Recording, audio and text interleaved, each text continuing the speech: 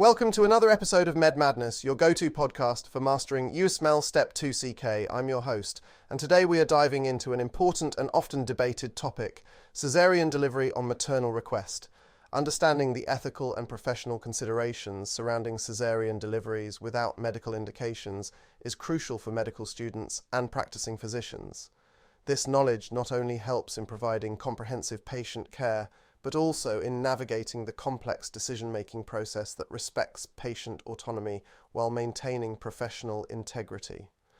In today's episode, we will cover patient autonomy and choice in cesarean delivery, the physician's ethical and professional responsibilities, appropriate management strategies, including referral processes, inappropriate management approaches and their implications, a brief real-life case study to illustrate these points. Let's get started. First, let's discuss the importance of patient autonomy in the context of cesarean delivery. Patients have the right to choose their mode of delivery after being fully informed about the risks and benefits of both cesarean and vaginal deliveries. This choice empowers patients and ensures that their preferences are respected. Next, we address the physician's role. Physicians may not always feel comfortable performing cesarean deliveries on maternal request, and they are not ethically or professionally obligated to do so. However, they must ensure continuous and comprehensive patient care. This means that if a physician chooses not to perform the procedure, they should refer the patient to another obstetrician-gynecologist who is willing to perform the cesarean delivery. So, what is the appropriate management for a patient requesting a cesarean delivery without medical indications? Early referral to another specialist is key. This approach respects the patient's choice while ensuring they receive the care they seek. Now let's consider what should be avoided. Early term induction of labour. Inducing labour early before 39 weeks does not address the patient's desire for a cesarean delivery and introduces unnecessary risks for neonatal morbidity. Insurance manipulation. Telling a patient that their insurance won't cover a cesarean delivery as a means to dissuade them is both unethical and deceptive.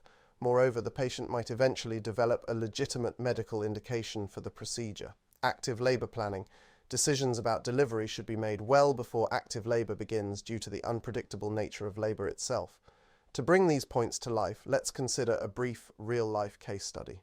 A 32-year-old woman, pregnant with her first child, expresses her strong preference for a cesarean delivery, despite having no medical indications for it. After a thorough discussion about the risks and benefits, her physician feels uncomfortable performing the procedure based on maternal request alone. Respecting her autonomy, the physician refers her to a colleague who specializes in cesarean deliveries on maternal request. The referral is made early in her third trimester to ensure continuity of care. The patient appreciates the respect for her choice and the proactive approach to her care. In summary, cesarean delivery on maternal request is a complex issue that balances patient autonomy with professional ethics. Key takeaways include the importance of informed patient choice, appropriate referral processes, and the avoidance of unethical management strategies. Thank you for tuning in to Med Madness. Be sure to engage with the pre- and post-podcast quizzes to test your understanding and utilize the Anki flashcards for effective study. Remember, continuous learning and ethical practice are the cornerstones of excellent medical care. Until next time, keep learning and stay motivated.